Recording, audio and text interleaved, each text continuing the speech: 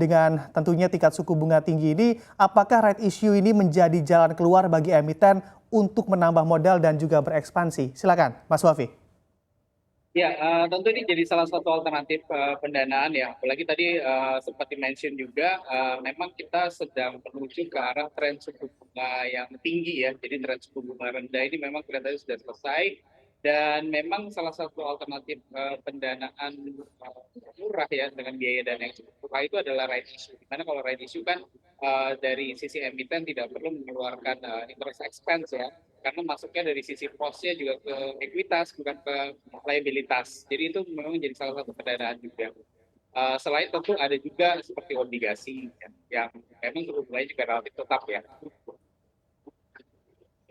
Oke, baik. Mas Wafi sebetulnya mengamati alasannya begitu ya di balik right issue ini ataupun rencana right issue, apa yang membuat emiten-emiten ini juga memilih right issue ketimbang mencari dana segar lainnya ataupun melalui cara lainnya? Ya, yang pertama tentu dari sisi biaya dana tadi ya. Kalau kita lihat kan tren suku bunga juga kan mulai mengalami kenaikan.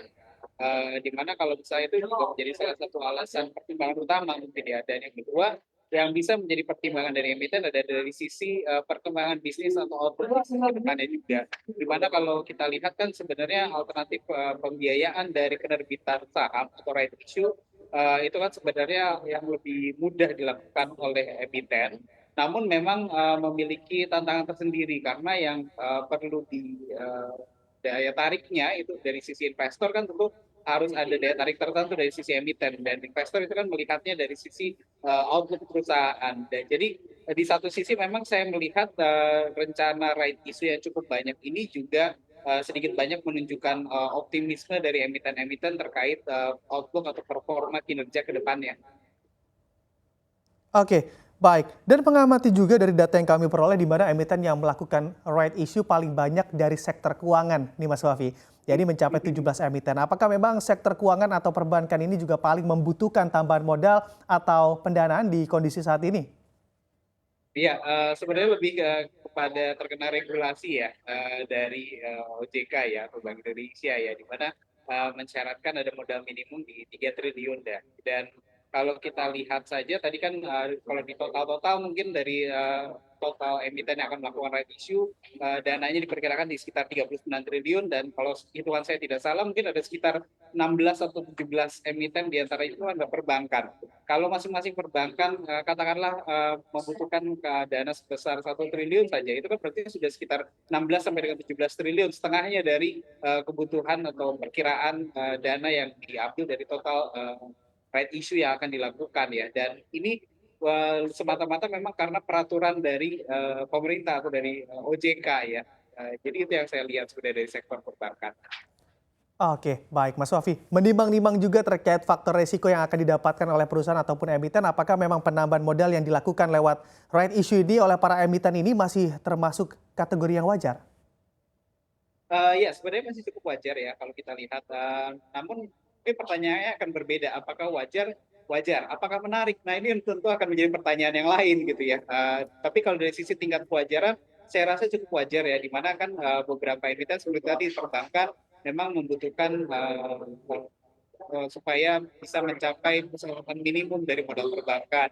Tapi ada juga beberapa perbankan yang kalau kita lihat kan memang membutuhkan ada right issue karena terkait penyertaan modal negara juga ya beberapa bank BUMN saya lihat juga memang mengalami hal seperti itu dan dari sisi kewajaran memang cukup wajar. Tapi mungkin dari sisi apakah cukup menarik, nah ini menjadi pertanyaan yang berbeda memang.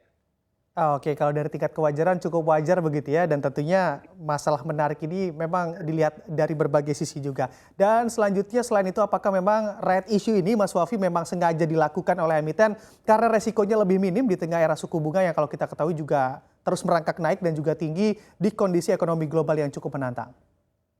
Ya, betul sekali Mas Bram. Jadi kalau dari sisi mungkin dari sisi emiten ya, memang untuk penerbitan saham baru melalui right issue ini memiliki resiko yang relatif lebih rendah ya dibandingkan penerbitan obligasi atau mungkin justru malah meminta untuk bank loan misalkan tambahan bank loan melalui MTN dan lain sebagainya. Jadi penerbitan atau pengumpulan dana melalui ekuitas ini memang bisa dikatakan relatif lebih aman dan memang sebenarnya lebih mudah dibanding si emiten. Oke, baik. Nah, mengamati juga begitu ya di sektor perbankan dan juga sektor lain yang menarik dalam melakukan right issue adalah sektor energi. Kalau menurut pandangan Anda, bagaimana pandangan Anda terkait prospek sektor perbankan dan juga sektor energi ini di tahun 2023? Apakah juga masih prospektif, Mas Wafi? Ya, untuk dari sektor perbankan memang saya lihat masih prospeknya masih cukup bagus ya di 2023 dan kami pun sebenarnya dari RHB Sekuritas masih cukup menyukai sebenarnya di sektor perbankan di 2023 ya.